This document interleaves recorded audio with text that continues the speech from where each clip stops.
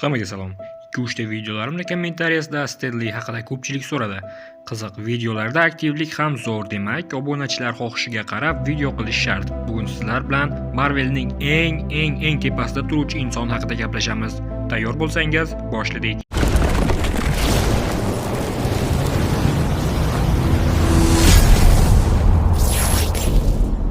To'liq ismi Stan Lee Martin Lieber, amerikalik yozuvchi, komiks muallifi, prodyuser, Marvel dunyosining asoschilaridan biri va super qahramonlar davrini boshlab bergan afsona.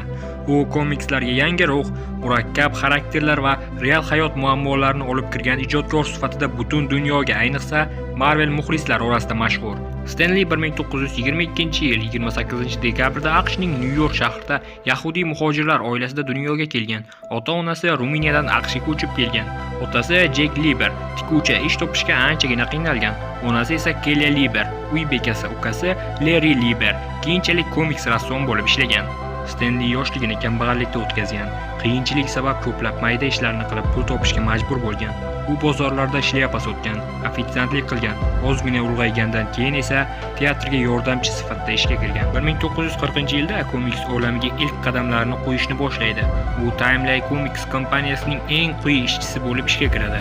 Vazifasi siyoh idishlarni tozalash, rassomga qog'oz qalam keltirib berish, xonani ozoda saqlash, xullas yugurdaklik edi.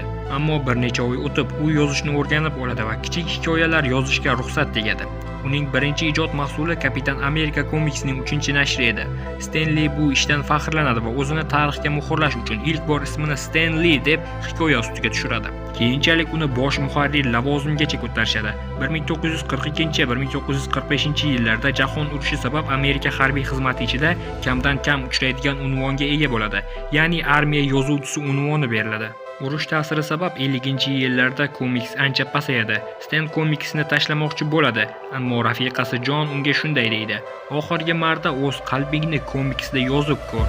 Va Stan komiks yozishni boshlaydi va 1961-yilda Fantastik to'rtlik komiksini yaratadi. Shu kundan boshlab Marvelning haqiqiy kuni boshlanadi. Stan Lee asosan Steve Ditko hamda Jack Kirby'lar bilan birga ishlagan. Ular yaratgan eng mashhur qahramonlarni sanab o'tamiz. O'rgimchak odam, Temir odam, Thor, Hulk, Fantastik to'rtlik, X odamlar, Doctor Strange, Qora Pantera, Chumoli odam, Daredevil, Wanda va Smoke, Nick Fury, Galactus, Loki, Lochin Koz, Lochin, Kumush Syorfi kabi juda ko'plab mashhur personajlarni yaratishgan. Stan Lee komikslarning mashhurligi haqida so'ralganda u shunday javob bergan: "Men o'zim yaratgan qahramonlarga insoniy muammolarni qo'shaman. Masalan, o'rgimchak odam oddiy talaba, ammo dunyoni qutqarishi kerak. Yoki Hulk, o'zini ichki g'azabi bilan kurashib yuruvchi olim. Tony Stark, o'zi ixtiro qilgan qurollardan aziyat chekkan tadbirkor. Xullas, ularda qandaydir og'riqli nuqta bor va aynan shu muxlislarning muhabbatiga sazovor bo'lgan." 1990-yildan boshlab Stan Lee har bir Marvel filmlarida o'zi cameo sifatida chiqishga qaror qilgan va shu kundan boshlab uni har bir filmda ko'ramiz. Shaxsiy hayotiga bir nazar solsak, rafiqasi John bilan 69 yil baxtli hayot kechirgan. 2 nafar qizi bo'lgan, ammo biri go'dakligida halok bo'lgan. Rafiqasi John 2017-yilda vafot etgan. Stan ham usiz atigi 1 yil yashay oldi xolos. Va 2018-yilda Qasoskorlar final filmiga cameo sifatida suratga tushib, Los Anjelesda 95 yoshida vafot etdi. Stan Qasoskorlar filmi dunyoning eng yaxshi super qahramon filmi bo'lishini xohlagan edi va u o'z niyatiga yetdi, ammo bu g'alabani ko'ra olmadi.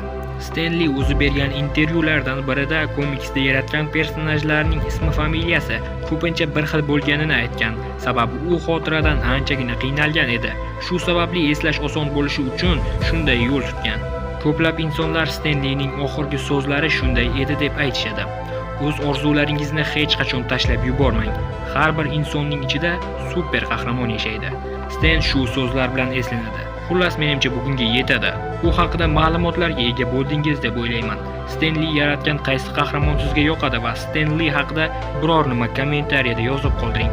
Yangi videolarda yana ko'rishguncha o'zingizni ehtiyot qiling. Xayr, salomat bo'ling.